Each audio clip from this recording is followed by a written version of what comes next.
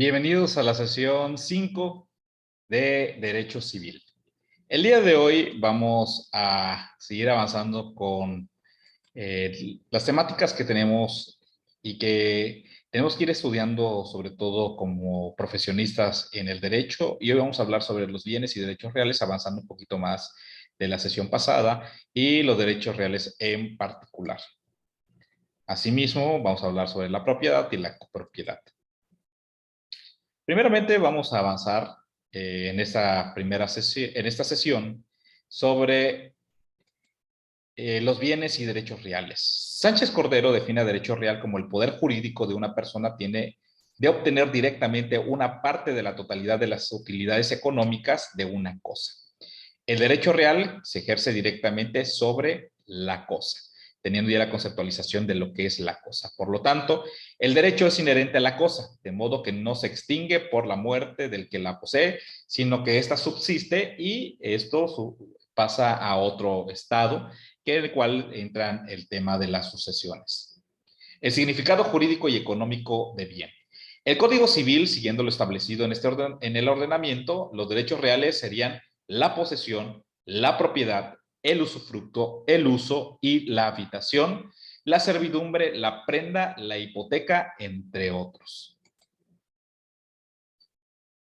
¿Por qué tiene ese valor el poder sobre la determinación económica respecto a la utilidad de ese bien? La clasificación de los bienes. En el texto del Código Civil encontramos la regulación de la clasificación de los bienes. El ordenamiento legal en comento reconoce los bienes muebles e inmuebles, a los de dominio público y a los de dominio privado, además de los bienes mostrencos y vacantes. Las demás clasificaciones, aun cuando no se encuentran de manera expresa por parte de la ley, se consideran como derivaciones o características fundamentales que se encuentran también descritos en el propio código. ¿Cuáles son las características? Según su movilidad o inmovilidad, se clasifican en muebles e inmuebles. Según a las personas a las que pertenecen, son a las de dominio del poder público, esto es decir, al gobierno o a toda entidad de las esferas de gobierno, o privadas, que quiere decir a los particulares. Situación de incertidumbre frente al titular de la propiedad puede ser mostrencos o vacantes. Puede o no ser apreciados por los sentidos, son los bienes corporales e incorporales. Las posibilidades de reemplazarlo pueden ser fungibles o no fungibles, posibilidad de extinción por el uso, consumibles o no consumibles, posibles o imposibles fraccionamiento, divisibles e indivisibles, y por razón de su constitución, simples o compuestos. Esta es la clasificación que tenemos respecto a todos los bienes que también se reconocen por parte de la ley.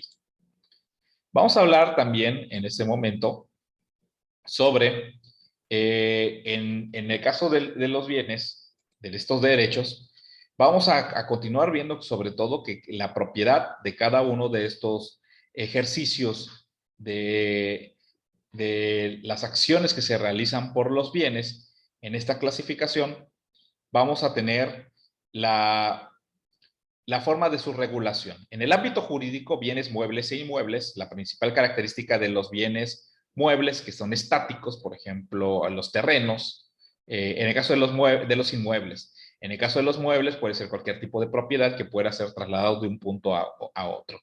Esos son perfectamente identificables, que los bienes muebles por su propia movilidad son de los casos específicamente identificables.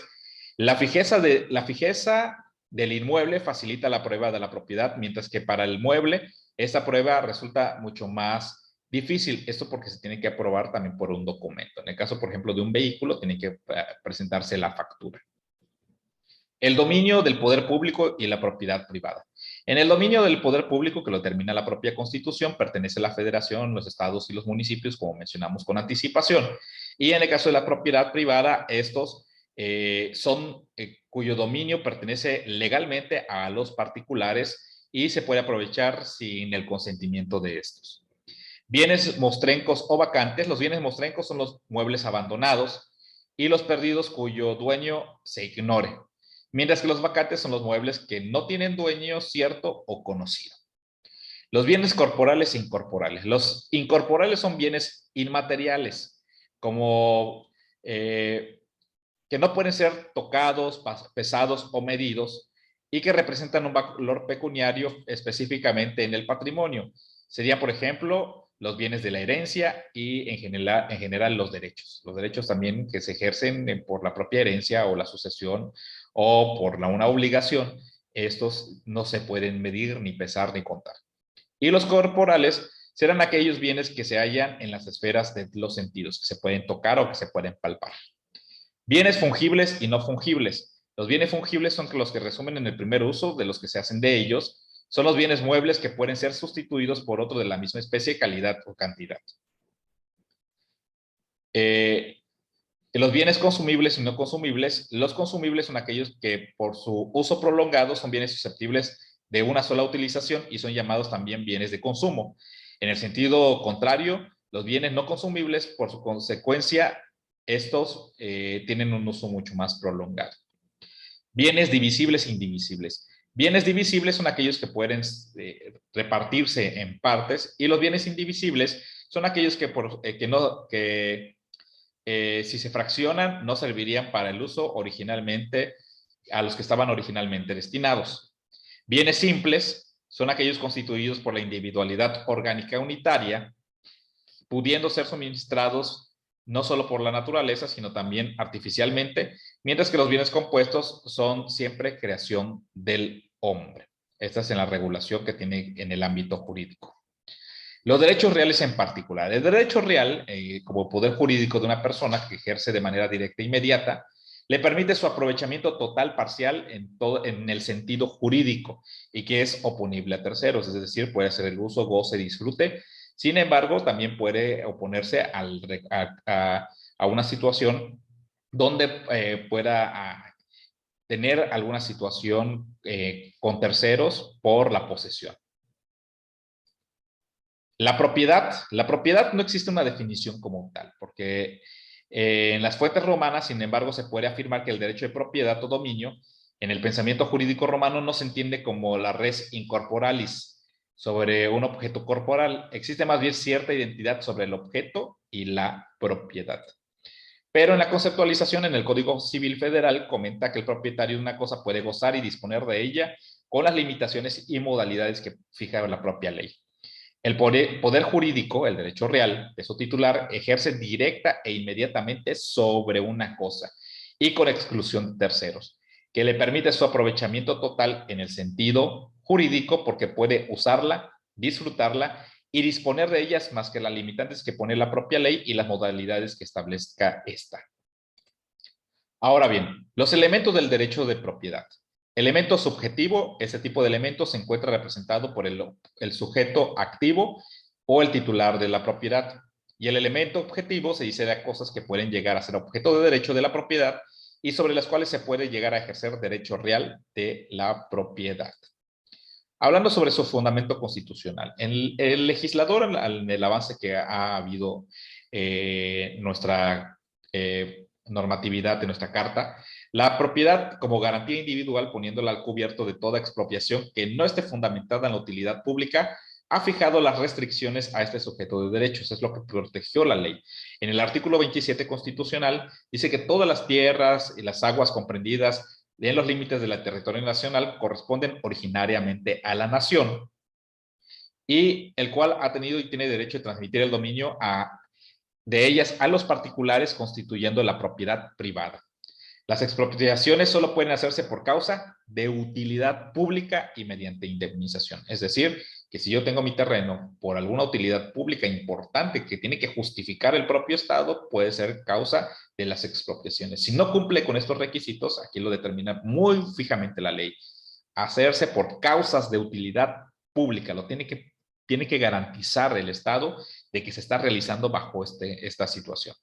La nación tendrá todo un tiempo de derecho de imponer la propiedad privada, las modalidades que dicte el interés público, así como el regular el beneficio social, el aprovechamiento de los elementos naturales susceptibles de apropiación, con objeto de hacer una distribución equitativa de la riqueza pública, cuidar su conservación, lograr el desarrollo equilibrado del país y los mejoramientos de la condición de vida de la población nacional o urbana.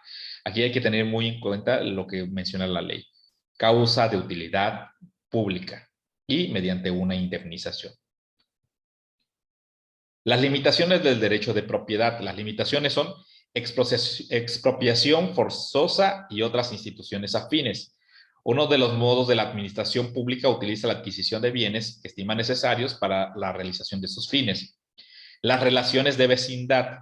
Como regla de vecindad entendemos aquellas que implementan una sana convivencia entre los vecinos, que se encuentran en el catálogo del Código Civil. Los actos emulativos son aquellos que se realiza el propietario sobre las cosas que pertenecen, con ocasiones del ejercicio del derecho que correspondan, la única finalidad de perjudicar a alguien o causarle molestias sin obtener una conducta de beneficio personal alguno.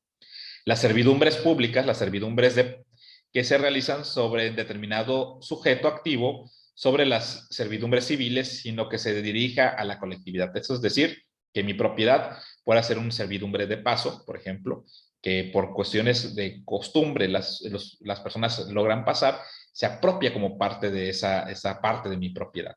Y la prohibición de adquirir adquisiciones condicionadas. Esto aplica a salvaguardar legítimos intereses de la nación que se encuentra fundamentado en el artículo 27, que sea de interés de la nación. Las formas de adquisición y extinción. La forma de adquirir la propiedad es mediante hechos o actos jurídicos susceptibles de dar vida a la propiedad, siendo considerados el contrato, la sucesión, la prescripción, la adjudicación, la ocupación y la excepción a través de la aluvión o la abulsión, como vimos en la sesión pasada. La acción reivindicatoria, de acuerdo al Código de Procedimientos Civiles, en el artículo 22, acción reivindicatoria, compete a quien no está en posesión del bien del cual tiene la propiedad, y su efecto es declarar que el actor tiene dominio sobre él y se lo entregue al demandado con sus frutos y accesiones en los términos del Código Civil. Esta acción reivindicatoria, como lo dice, es aquella al cual el actor alega que es propietario de una cosa que el demandado posee en el caso de las posesiones y detenta sin derecho para ello y consecuencialmente pide que se le condene a la devolución de dicha cosa.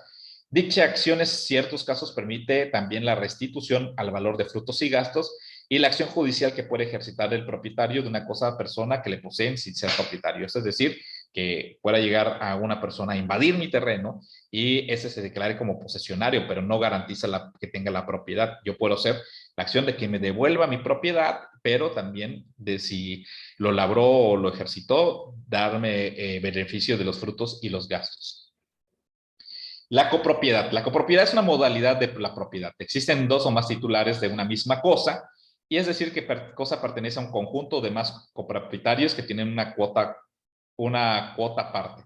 La cuota parte se refiere a la porción ideal que no se localiza materialmente en cierto lugar de la cosa, sino que se extiende en la totalidad de la misma. Es decir, es fraccionada, pero pertenece para todos.